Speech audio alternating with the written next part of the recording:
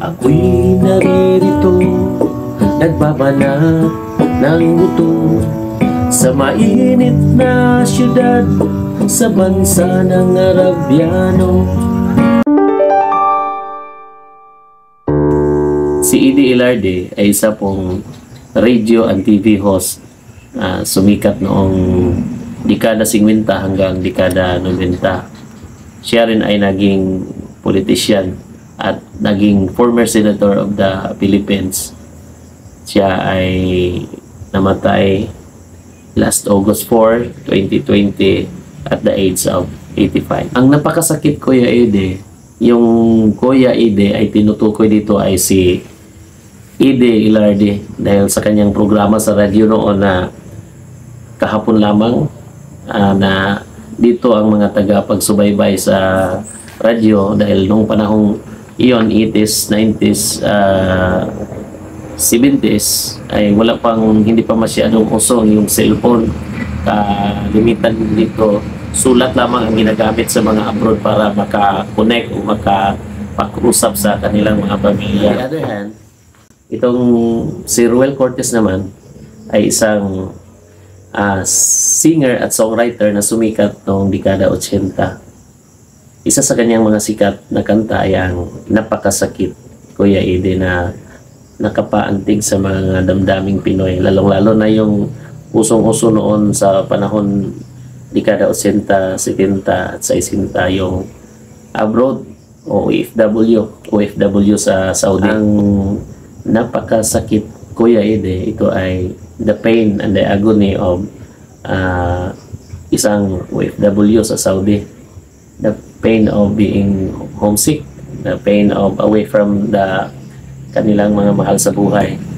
Ang kanta pong ito ay Napakasakit, Kuya Edy, ay aawitin ko po para ay nostalgic recollection of sa mga OFW dyan, yung nasa lalong-lalo na si Erwin Aranzado, shout out pare, sila si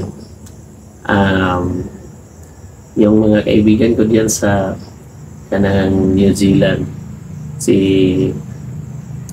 Hubito Indino, kalimutan ko, pare ko rin yan, si Milo Milon at si pare ko si Ma'am Dory Mare at si Eugene Micolog at si Ruth Micolog at kanilang mga pamilya at mga anak. Si Roger Villaromo abroad din sa Australia. Yung kapatid ko rin si Rico Flor sa Canada. Mga pinsan sa aking asawa.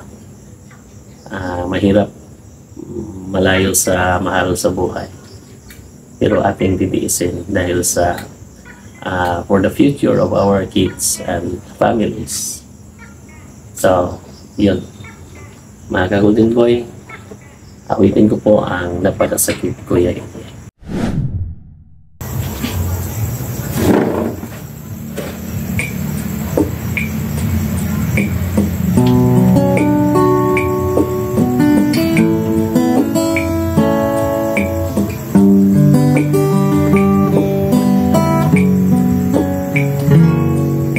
Ako'y naririto, nagbabanat ng buto sa mainit na syudad sa bansa ng Arabyano. Anong hirap talaga ang kumita ng pera, kakapal ang iyong kamay, masusunog pa ang gulay. Sa aking pagtulog ang daming iniisip, bumilis na ang araw pang ako'y makabalik. Itinigil ang bisyo, alak, sugang sigarilyo, upang makaipon, nagtitiis na lang ako. Napakasakit, Kuya Edy, ang sinapit sa aking buhay. Napakasakit, Kuya Edy, sabihin mo kung ano ang gagawin. At Ako ay natuwa, sumulat ang aking anak. At ako ay nabigla, at agad ay lumuha. Itay, umuwi ka na, dalian mo na sana. Si Nay ay may iba, nagtataksil sa'yo naman. Napakasakit,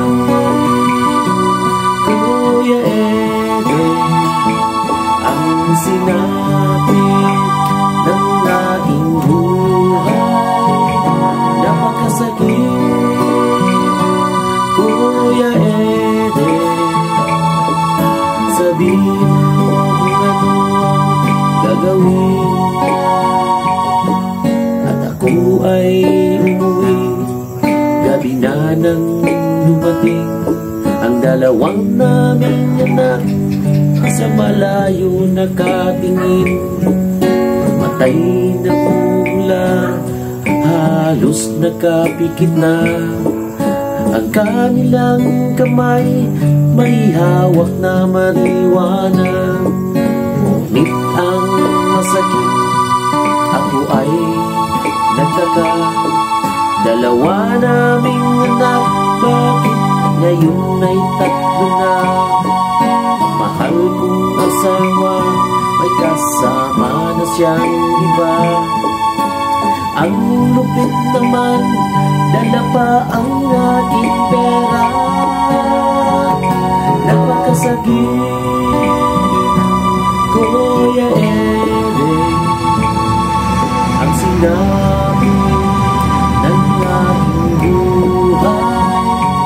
Napakasakit, Kuya Ede, sabihin mo kung ano ang gagawin. Napakasakit,